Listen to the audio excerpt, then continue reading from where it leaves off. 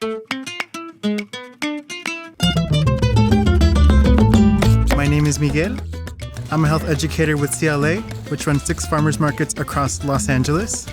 I'm here at the farmers market to pick up some fresh Brussels sprouts that will be featured in today's recipe. Today I'll show you how to create a Brussels sprouts and grain bowl with orange thyme vinaigrette, a dish that's both delicious and nutritious. Add quinoa or grain of choice into a saucepan and cook according to package instructions. Cover and set aside. Heat 1 tablespoon of olive oil in a large non-stick skillet over medium-high heat. Add Brussels sprouts. Cook, stirring often until brown and crisp, 8 to 10 minutes.